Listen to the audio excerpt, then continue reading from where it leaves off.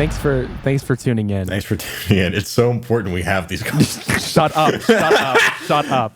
I hear you're working on a new funny little project. Yeah. Funny little project. I've been like on the fringes of it, but I haven't seen the full Sex scope FM, of your vision. We're putting it together. It's really unfortunate that we called it Sex FM because we didn't really think about it before naming it that, and it really almost sounds like sex offend.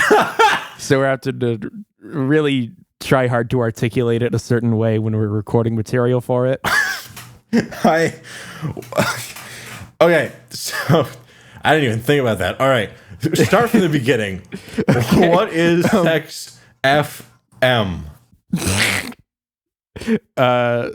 So you know about the game Pacific Drive? For the girl listening, Pacific Drive, for those who aren't aware, for the girls not aware, is a indie game, quote unquote, that came out. I think it was sometime last year. Who gives a fuck? It's really, really, really good, and I like it a lot. And alongside the main big thing that is being made right now, and I can't talk about, is an indie game video that's hopefully going to come out a little bit before Christmas this year. I think I really want to talk about Pacific Drive in that video, and they came out with an update recently that I am so excited about. Awesome. They have made it so that you can put music into the game to replace it has like a radio, right? A radio that is both in the garage. Pacific Drive is a game where you drive a car. Pacific Drive is a video game that I want to shout out, and it's a game where you drive a car,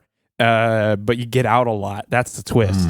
The thing is, you have this beater car that you drive around all over the place, and it's like new weird setting where things are strange and peculiar, and it's just a zoned off area in 1999 that exists that is crammed full of strange, anomalous, weird bullshit that you have to navigate. And it's sometimes hostile, but it's not really a horror game as much as it is like a survival game. And the main loop is just like trying to venture further and further into this weird this weird setting of mostly normal like upper Midwestern forested area with just anomalous, strange, unknowable bullshit constantly happening to you and your car, and you have to maintain the car. It's really, really good, and I love it. Love unknowable bullshit. Yes. Yeah. The important thing about all this is that A, I want to cover it in a video, and B, the game has a radio. And it's got a bunch of licensed music from small artists, and it's like a radio, right? But it's all diegetic. You turn it on, you turn it off. It sounds very crunchy, I guess. It's like coming from a shit car radio. It's great. I love it. And this new update that came out lets you go into the game files and replace or augment everything that the game comes with anything you want. Anything that is an MP3 can now just play out of this car's radio. That is dangerous. Here's the thing. It's not just an MP3. You can include other file types too.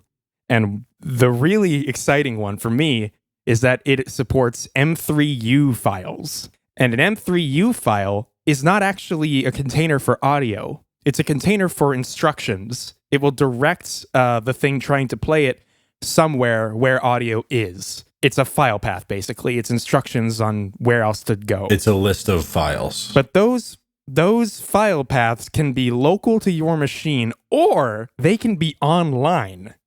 And the game fully supports the online part of it.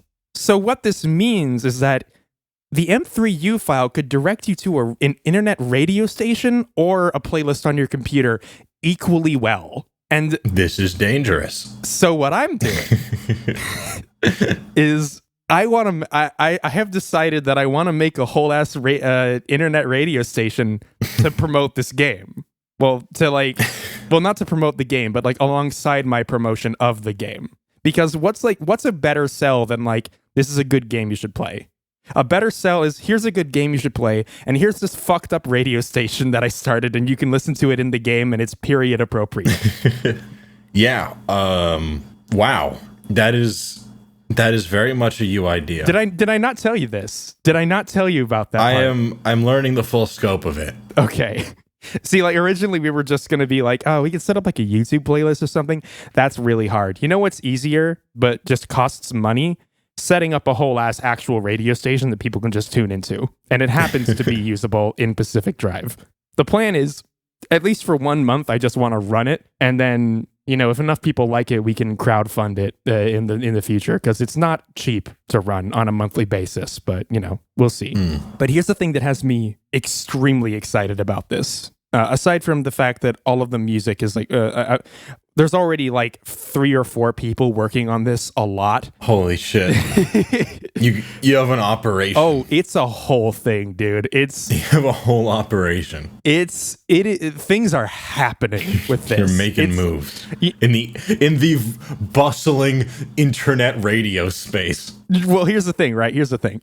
You know how usually the edit culture that we've cultivated, that I don't really want to talk about too much right now, but if you know what a Mandy edit is, Mandy's not the only one who makes Mandy edits. You know how I will make one of those and it will just kind of consume all of my consciousness for a couple months, and then you'll hear about it eventually. This is just kind of what I'm doing instead of one of those. Right. Like that's the energy I'm directing into it. It's like I need to have a creative endeavor outside of YouTube that I'm really into. Yeah. But the fact that this plugs into YouTube indirectly and I'm not making money off of it, it's so good. Because for the first time, it's not just for friends. This is like I have the opportunity to fuck with people who have absolutely no idea what the precedent is for this kind of thing. Yeah. And for any viewers who don't know what he's talking about, just know that the type of energy that he would funnel into the type of project he's talking about is exclusively the most deranged parts of his creative psyche. Have you watched any of my ad breaks in my videos? It's worse. Yeah, that's a good reference. It's worse. It's way worse. So like the idea is that it's mostly a normal radio station. The game takes place in 1998.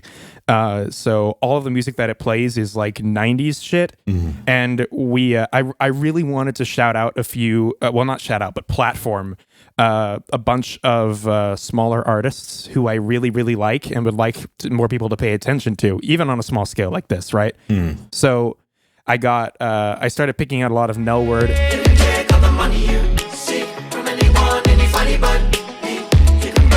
Sam Waiton songs. And so the jumping off point became like synth heavy pop and or jungle house music. And so we've already got like over 100 songs picked out that we're working through. Whoa. Yeah, and it's a radio. It's a radio, yeah, Sam. People can tune in anytime. We don't want just a tiny selection, right? Like that's the starting point. I thought you started like yesterday. A couple days ago. All right. We're still working it out. Life happens fast. So like it's mostly a normal radio station, right? But aside from the branding being fucking inane, it's called Sex FM, right? Mm-hmm. I am just so infatuated with the idea that radio is unlike anything that I usually make, right? Because if it goes on YouTube, there's a time code. You can see how long anything goes on for, and you can skip around. Radio, you can't do that. You don't know. Oh my God. Sam knows where I'm going. Imagine the ad break, but you don't know when it's going to end. Is where you've led us to. Good Lord. But it's mostly normal, right? Yeah. But here's the best part is that it's like it just goes whenever. So a lot of people will tune into this, and it is just a normal radio station. Only certain people who tune in will ever actually know that the radio is occasionally fucked up and stupid and inane and wastes a large amount of your time. Yeah. Because it's a very small chance of it actually doing that. I'm really, really hoping that a listener or viewer who works in like a coffee shop or whatever. Oh my God. Decides to put this on. No way. Background. The power. There's actually no way, because every time we play like a radio jingle, it's going to be immediately incredibly grating for people. Unless I make some more normal ones. Like, look, okay, pick one that you haven't listened to real quick so you can get back on that wavelength. All right. Tapping in. Yeah. All right. I'm on. Tell me which one you're listening to here. I'm hit bumper 2. You're tuned in to Sex FM. Comes all your favorite dance, pop, and everything in between. For me, it's gonna be Sex FM. Sex FM! Sex FM! This track is damn awesome. Check it out. Holy shit! Wow. So, like, I don't think you can run that. I don't think you could run that at a fucking at like like a gaming bar or something. It's a little too much. Well, the question is not can you run it? It's how long can you run it? that is a good point. Because there is a threshold, and it's not 0. Mm-hmm. It's I'm just curious. I mean, I want to conduct a study. I want to conduct some research, Julian. I don't know. I mean, I would be down. I would adore anyone who would be willing to try that, but I just can't see it working for more than 30 minutes. Yeah. Like either that, or we need to like really, really bulk up the amount of material that is not funny to lower the likelihood of stuff like this triggering, which is like, okay, here's the thing, Sam. Stupid as this sounds for the scope of the project that we're working on, I am trying to keep the scope low until we have the baseline of like minimum viable product set up. Right. Yeah. And so like 5 or so bumpers, 100-something tracks is all we have to start. Yeah. And any free time that we can dedicate to it beyond that is going to go towards scaling it up. Something I really want to do is we can with the service that we're using, we can set up multiple like programming blocks, so we can have one dedicated to like the more rock side of the 90s, right? And then put what we selected so far into a different one and have different DJs hosting them. For those, if anyone knows about DJ DJ Sprite and or Scrotex, where we have both of those on. So like having them host different blocks would be a ton of fun. I would want to have like maybe a little hour dedicated to classical or something. As long as it's period appropriate. Getting variety, I think, is only good, but it takes time. Yeah, the classical block, the Shakespeare reading Mozart block. Yeah. Maybe just squeeze in one little track among the normal that's like a very low chance of playing, but it's just like a Neil C like a mouth silence track, Yeah. The little 2 epilogue ones that play at the end of Mouth Dreams. Somebody's honey drowning the icebox.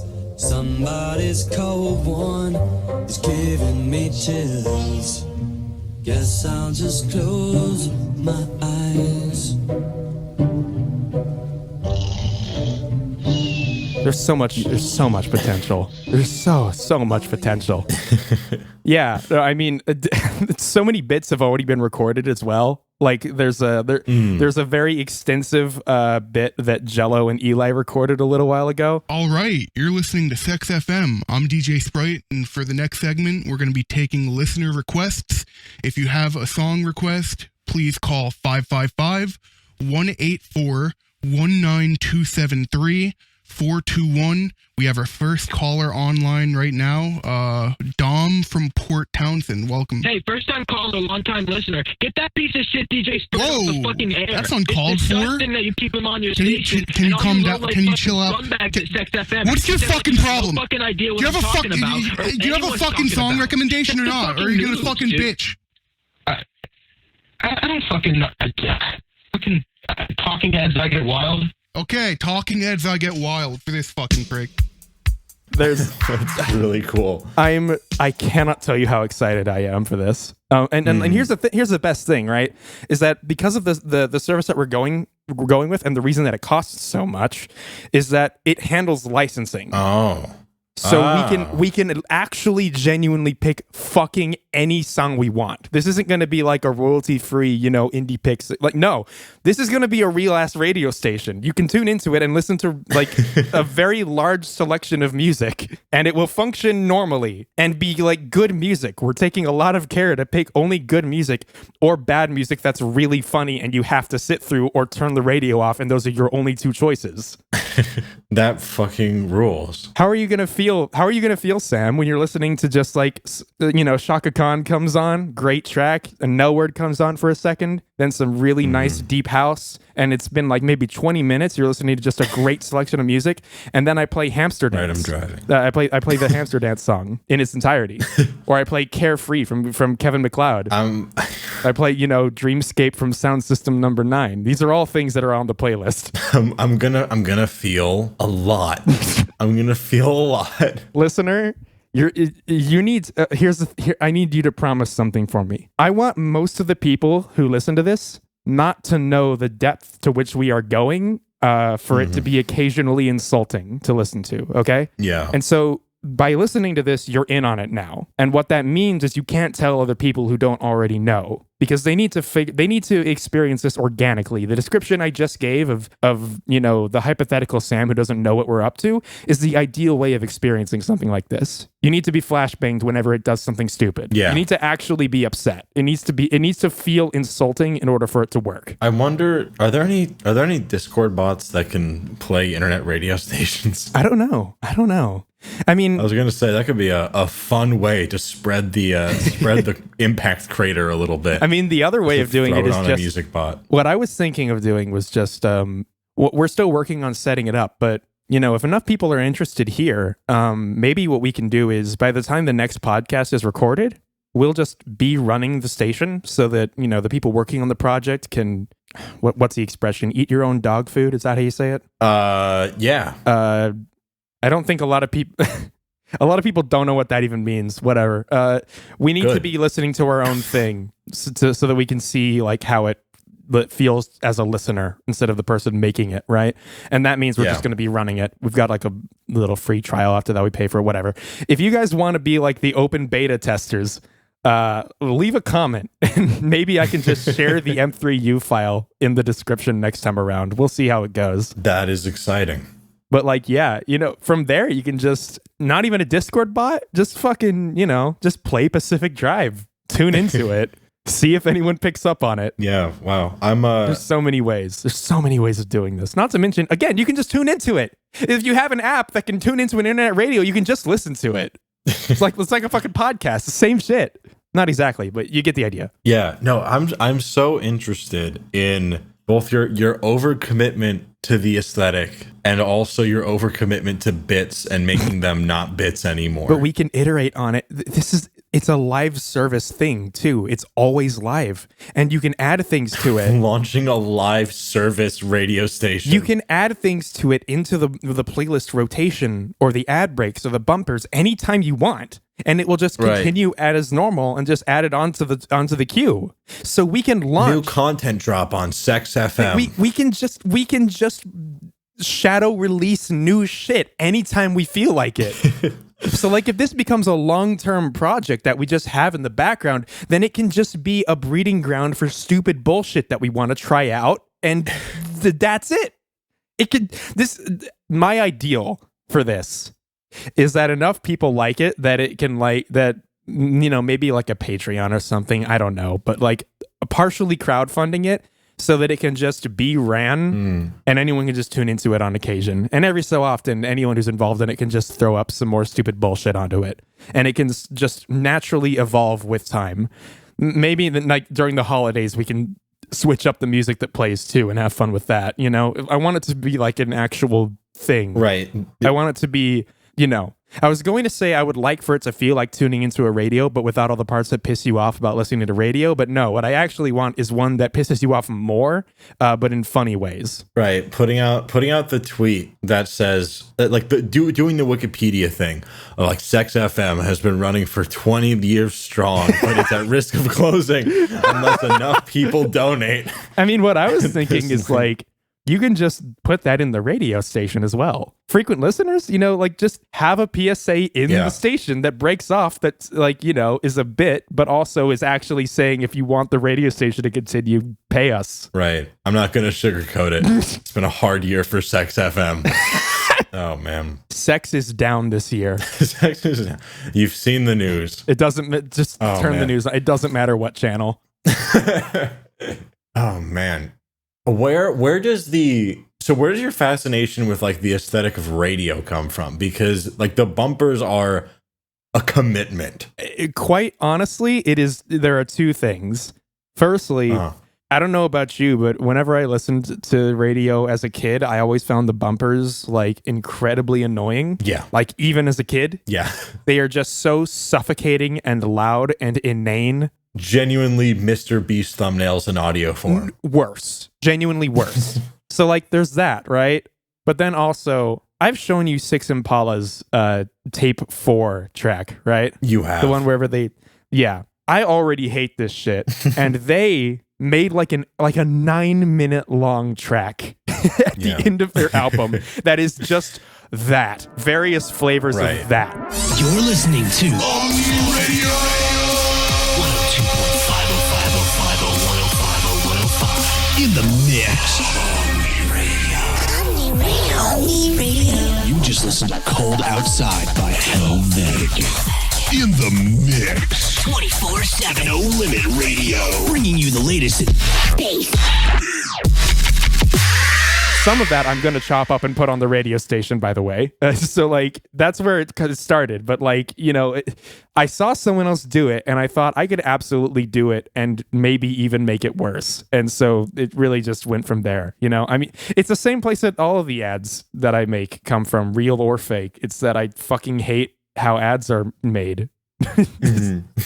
And hate can be channeled into creative energy very easily. It's hate for the way ads are made in all of the era specific ways that manifested. Yeah. It's a love for the aesthetic and a hate for the source material, if that makes sense. There's always really weird limitations that come with any medium, and it's really fun to see those express themselves and then absolutely turned against themselves for the sake of advertising. Yeah.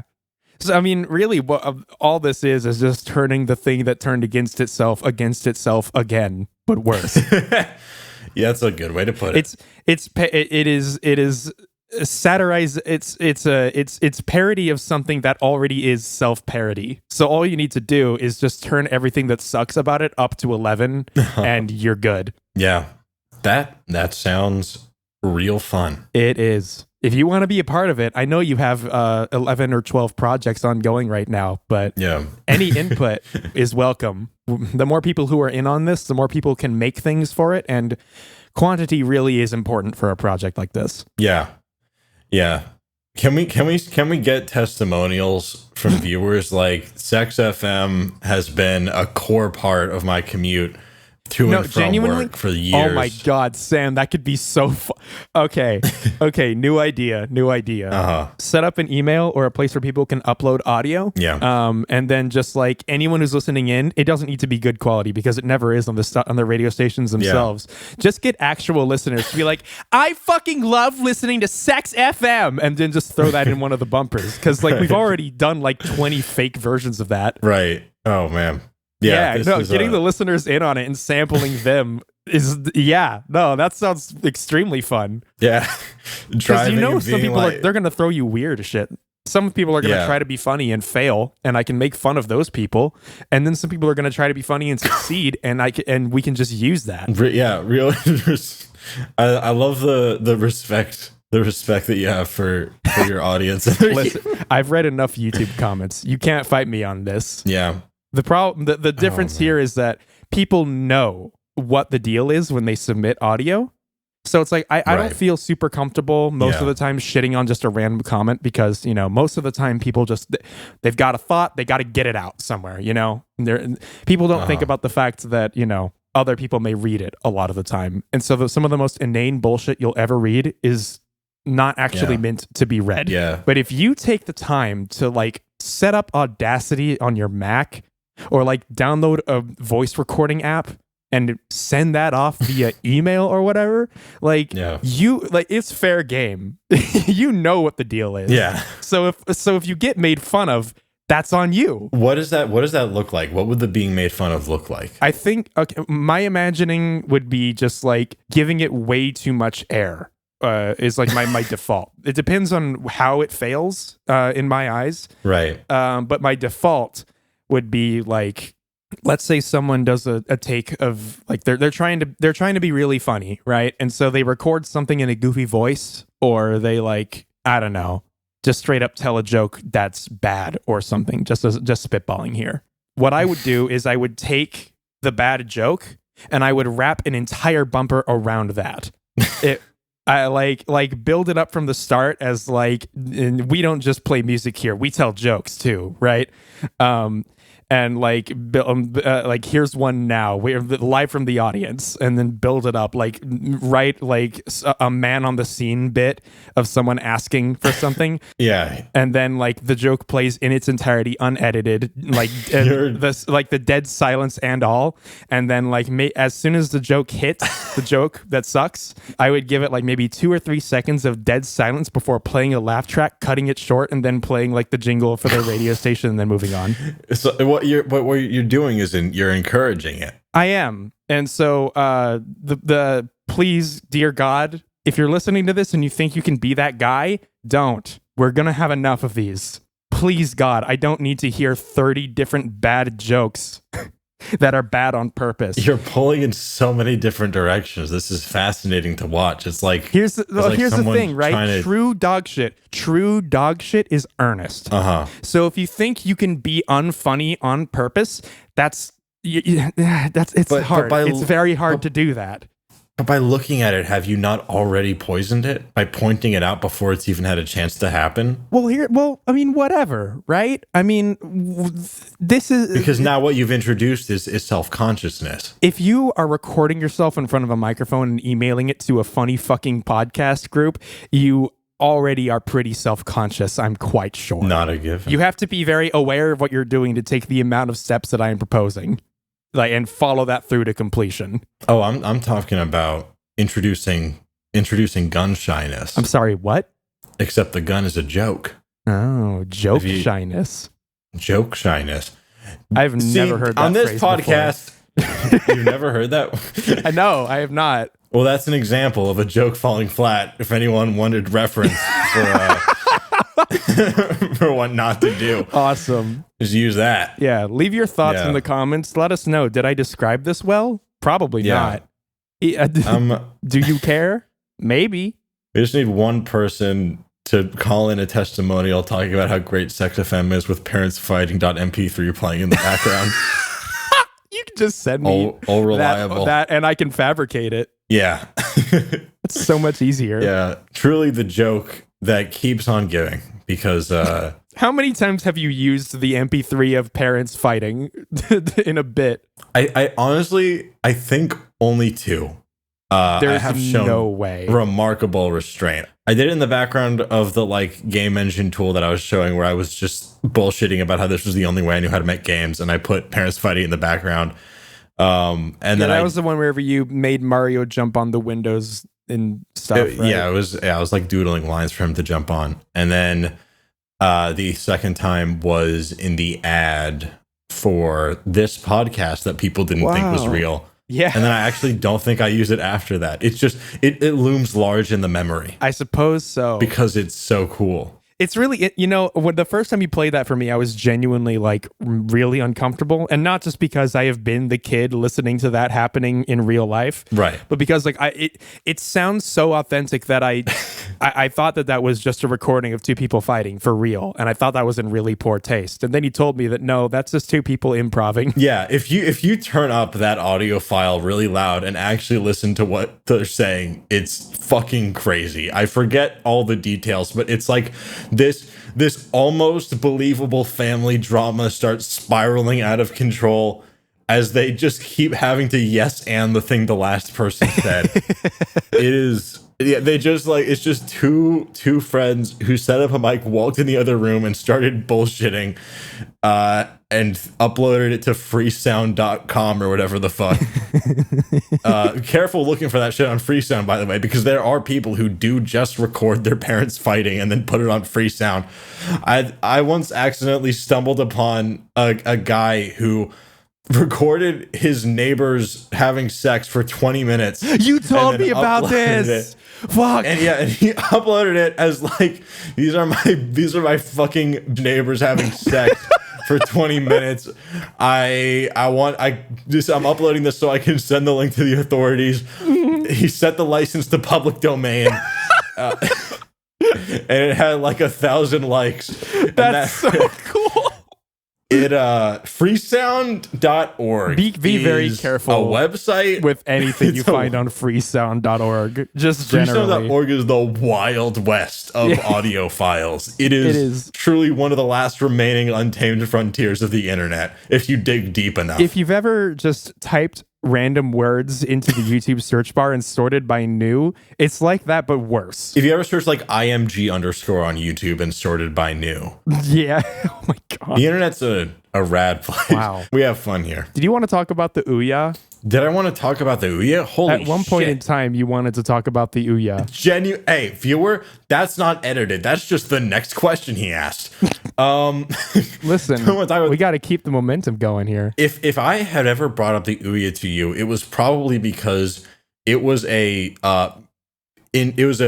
big experience in my game development career, TM, because when I bought an Ouya for $99 as a child, surely everyone here knows what an Ouya is, right? Everyone on planet Earth knows what an Ouya is, but for those of us, for any extraterrestrials listening, for any fucking Martians in the audience, first thing you got to know about Earth is you got to learn about the Ouya. All right, because it's one of our central. We have like a statue of it. It's like a tent pole moment in. It is load bearing in modern society. Just the social fabric is being held together by the I can convince them that it was a load-bearing Confederate monument. Yeah, have fun with that. Anyway, the Ouya was a console that it was in like 2012 or whatever. There was a group of people that were like, fuck it. Consoles are super gated off from people who want to develop games for them, because they were at the time. It was really, really hard to get your game on console. And they were like, we're going to make a game console that's just for indie developers for the most part. And it's going to be $99 and it's going to let anyone put shit on their TV. And it had a Kickstarter that raised millions and millions of dollars because everyone saw this and thought this is the best idea anyone's ever had. Yeah. It's gaming is finally affordable and anyone can make anything. Gaming in the living room specifically. This was like riding high on that energy. Wasn't this like just whenever the new set of consoles was announced too, like the PS4 and the Xbox One? Yeah, it was right around. Yeah, this was right around that time, and so everyone was mad about how much those cost. So like, and people were comparing the Ouya with the PS4 and the Xbox One, this $99 tiny cube that like fits in the palm of your hand. Yeah, and like, wasn't this also around the time that people were talking about how like, dude, graphics we're reaching a plateau in terms of how awesome the graphics can get. So like, graphics don't matter like they used to. It was like a big argument in favor of the Ouya.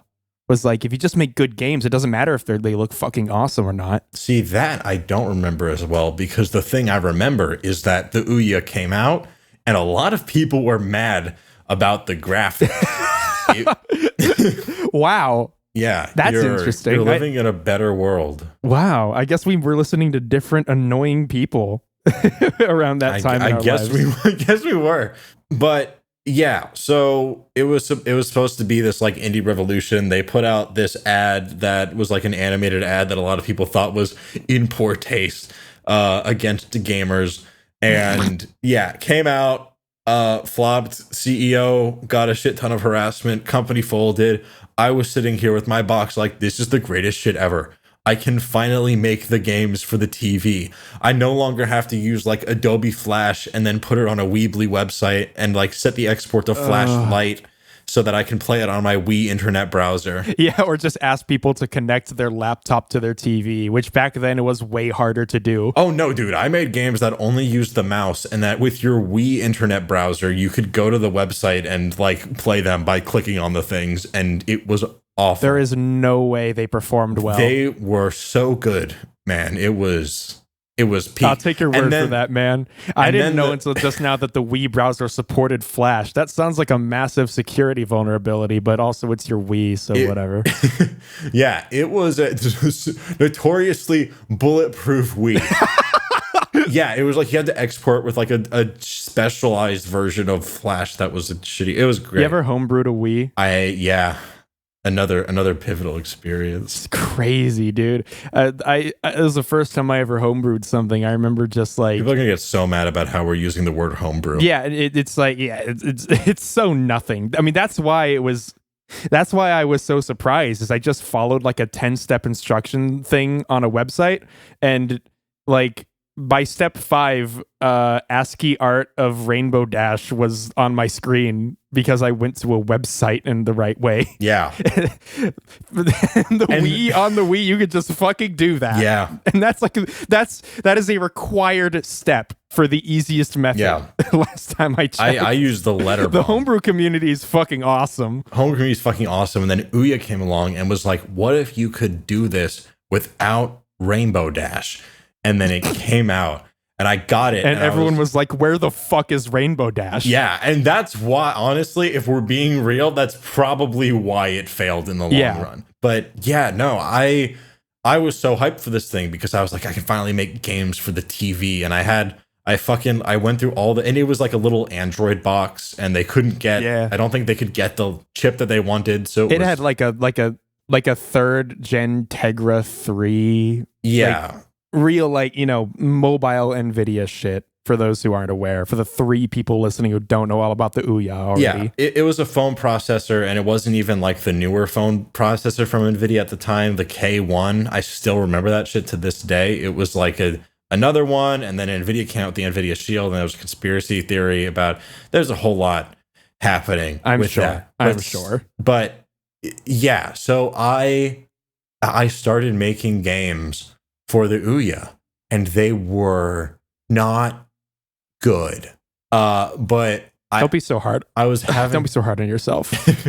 They were amazing, and I had this insanely fun time doing it. In part because like the whole reason that putting games on the TV was a big deal is because things like the Xbox Creators Program and putting a thing on the Microsoft Store and having it downloadable on Xbox, self-publishing.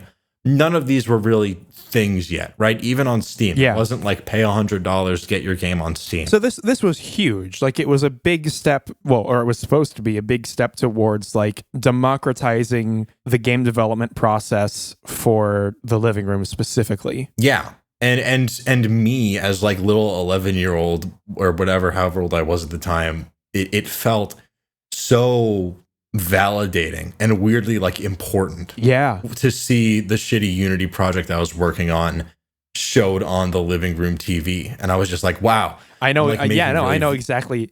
Oh my God, holy shit. Whoa. I just got war flashbacks. Yeah. Because I know I remember the exact moment that I had that was closest to that. Like the one big moment where all at once a bunch of things that I did just worked, and for the first time creatively. And it was so stupid too. It was one of the only times I ever like did programming stuff. And basically what I did is I was in Flash and I was using ActionScript 3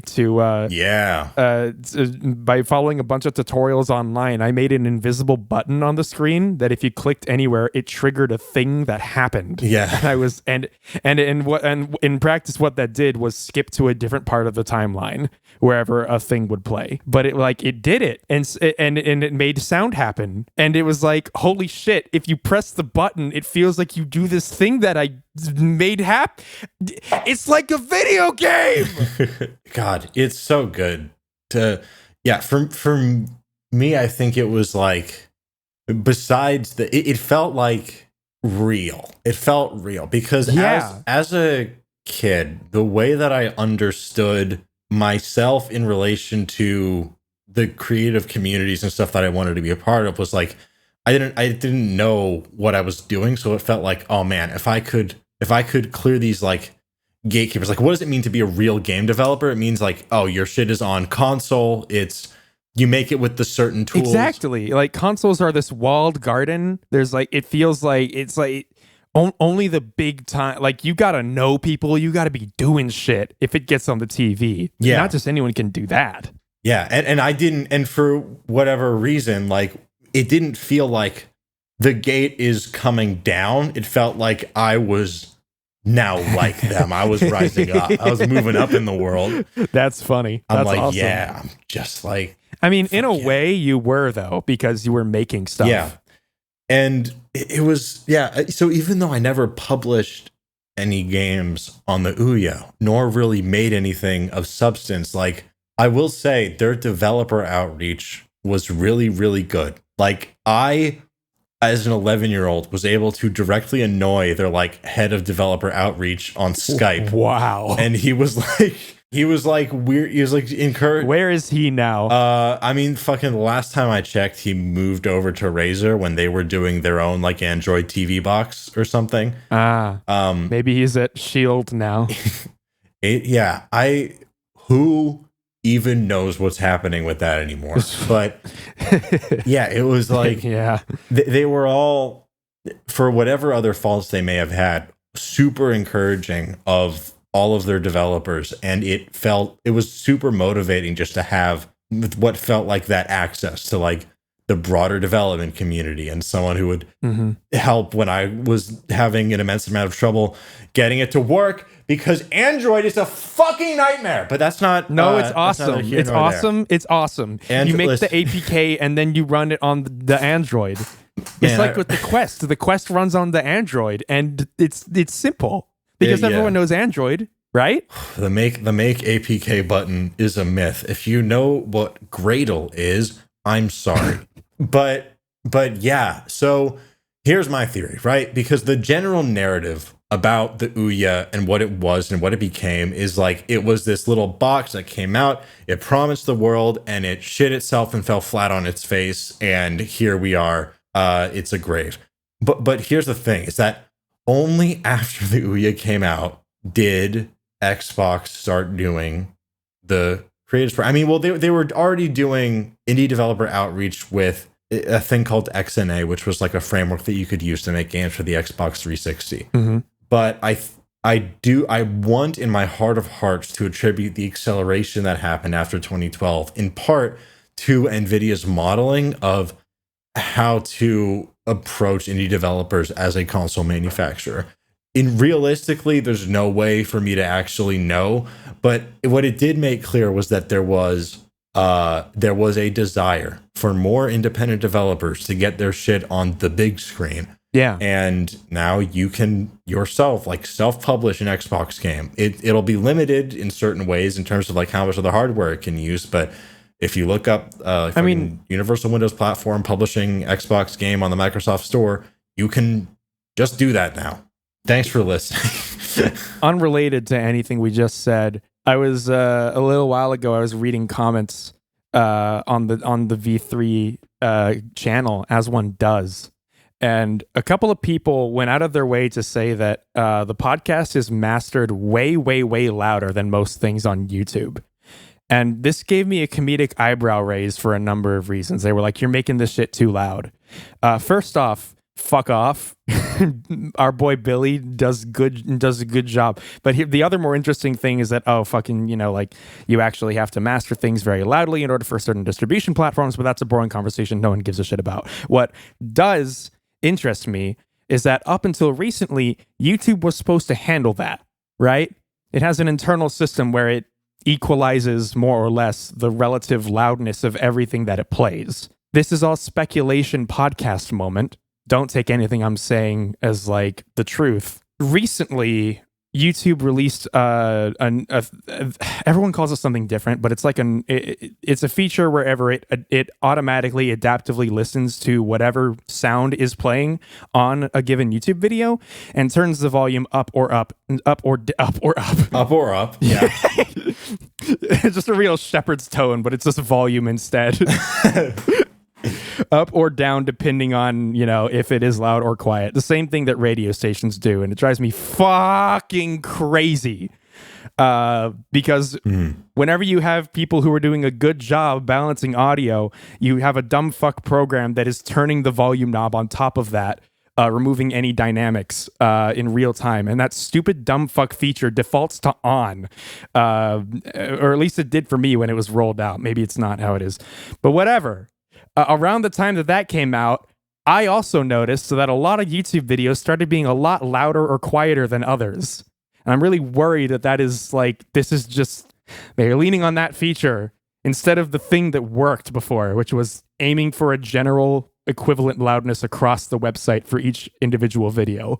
And the closest analogy I could think of is that it's like motion smoothing on a new TV that also defaults to on. It's like, just, there are good uses for something like that, but God, don't make it default to on.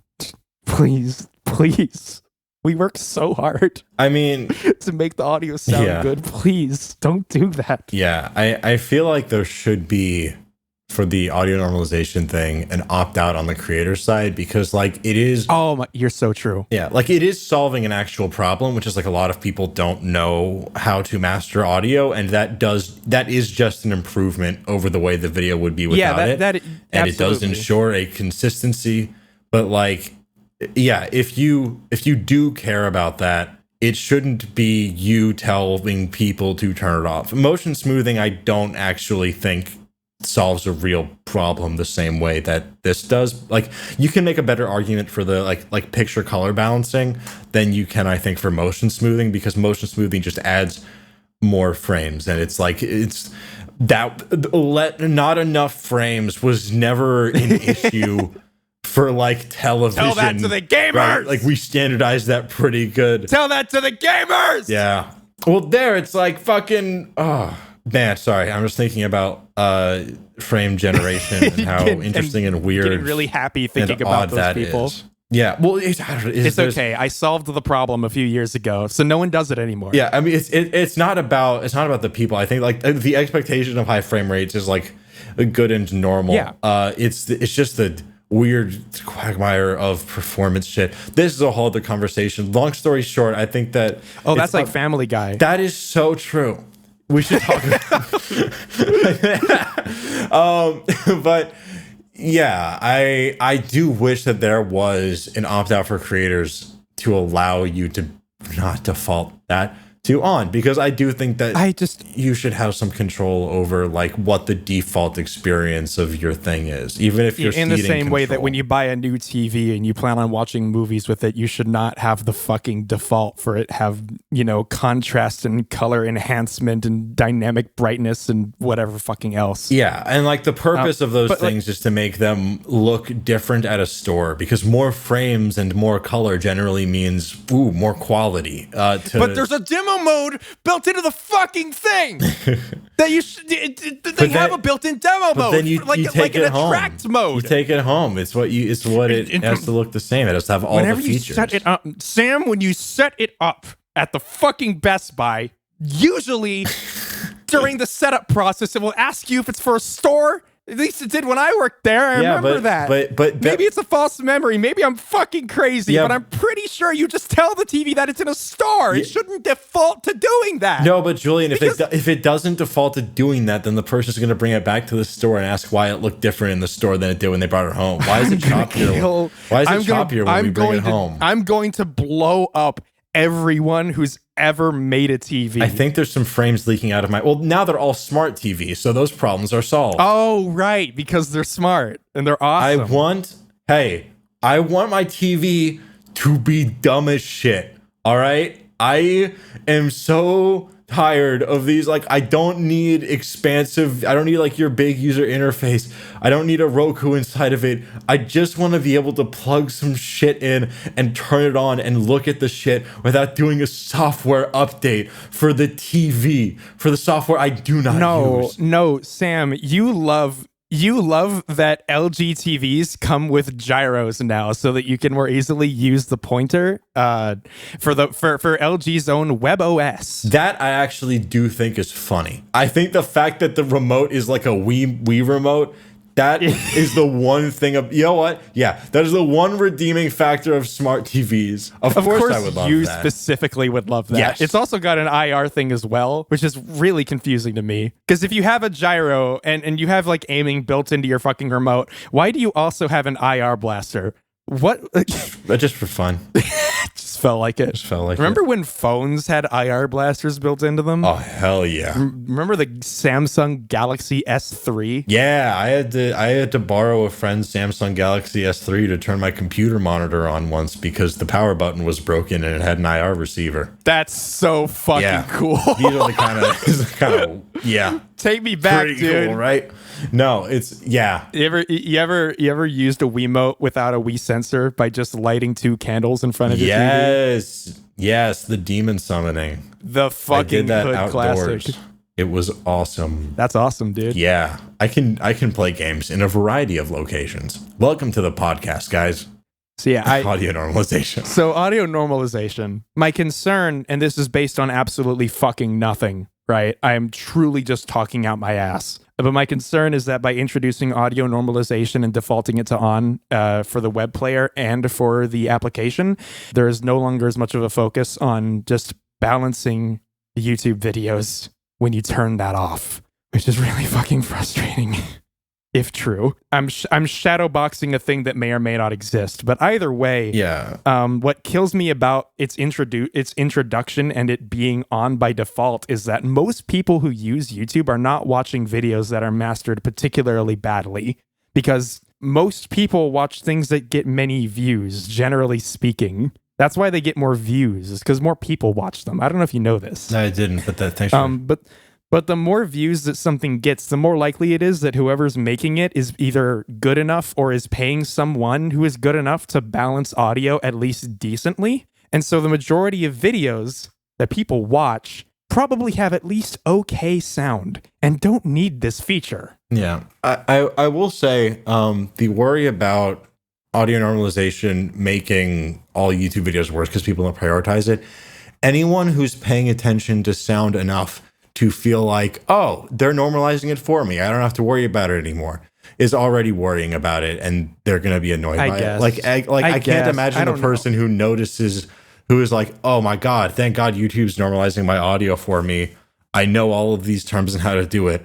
I'm just going to stop. I don't know. Maybe there's some people, but I can't imagine that being pervasive. I just get mad because I know that, like, I don't want to admit to myself that whenever my parents set up a new TV and they don't take it off the default settings, and then I go and I show them that, like, this sucks, and then I fix it for them, they don't actually care. And it's not going to make a difference. I don't want that. I know that's true, but I don't want it to be true. Yeah. Because that means that that's how most people engage with most things, and that makes me a little sad. If you want a view into how most people engage with media, try and find a way to view TikTok from blank slate, because... Oh, fuck.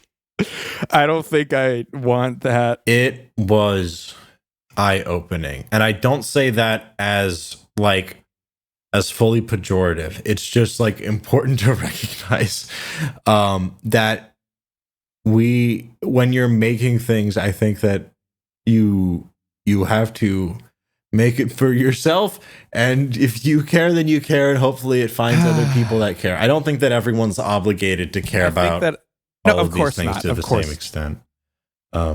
It's just nice. It's just nice when they do. At the same time, I don't know. Maybe this is just a little bit of my hater energy coming out from when I made that interpolation video. Mm-hmm. I've done a lot of work to quell that demon, but it still does feel, on the part of the people whose decision it is to make things like, auto color enhancement, or, resolution enhancement, or audio stabilization, whatever the fuck they choose to call it. It feels disrespectful in a way to both the viewer and to the people making things for the girl watching this, right? My biggest my biggest problem with anyone making a thing that is going to be distributed to a lot of people is whenever they fuck up the default settings for it, because most people aren't going to change it. Most people don't give a fuck. And so it's kind of your job as the guy setting up those defaults to make sure that the person is going to get the best relative experience out the box. And that's just not how things are packaged a lot of the time, because everything has to be new and fancy and special and different from everything else. And so everyone invents different words for the same stupid bullshit features that harm the experience, but on a Best Buy shelf look more shiny than the thing next to it. I know that I am sounding like I really am just being a fucking asshole doomer about this, but it's really hard not to feel that way every time I get a new thing and it's prepackaged with 10 million dog shit bullshit features that I don't need, don't want. Dude, I started getting gray hair last month. It's not good. I'm getting old and this is how it's manifesting. I think this is the first step. It's not good. I'm going to be one of those fucking old people whenever I'm like 80. I already see it. I already see it in my parents. It's not good. Yeah, I don't know. I mean, I obviously largely agree. I think there's like the impact of making product TM cannot be overstated, and it always feels bad when anything that you do, the impact is multiplied thousands to millions of times over because of all the people who have to use it. Like my version of this is software performance. Like if your web page or application is like super fucking slow and makes you redo work, that's not just like my time you're wasting. That's like there's millions and millions of minutes of human life lost due to oh my god, you sound like my dad complaining about traffic lights now. Holy shit. It's all complaining. I wish the overworked construction worker who has 7 million things to get done by the end of the day could have programmed those stupid fucking traffic lights a little better, because it would save me half a minute on my commute to work. And I think that's the real problem with today's society, Sam. These are the problems we need to be talking about. That is a problem. Motion smoothing is on by default, and the red light lasts too fucking long. Yep, it is. Listen, what the fuck even is anything else? There you go. That was good. Yeah. This is what we call a yes and listener. It's wherever someone puts down a bit and the other person rolls with it and they build on it. Yes. So here we go. Here it is. That's how you do it, everyone. Yep, that was a demonstration. You see, I left a blank that you could fill in by yes-anding with your imagination. That's great. Yeah. That's awesome, dude. Well, it's audience participation, you know. No, it's better than that. It's immersive audio. It's immersive audio podcasting experience. Viewer, turn your audio normalization on for this one. You're going to want to hear it. I think the problem is that they're hearing it a little too well, if comments are to be believed. No, you're going to want to blast Billy, it. do me a favor. Can you make it so that every single podcast that we come out, it's like 1 decibel louder than last time? And we just like incrementally raise it until people like notice? No, just this one specifically. Can you just make it like 15 decibels louder than like any of the others before or after? Just like, you know, just see if people notice. Yeah, hey, Billy, people notice. Just scream into the mic and loop it for an hour and we'll upload that, all right? Yeah, that's going to be good. Be better than whatever this is.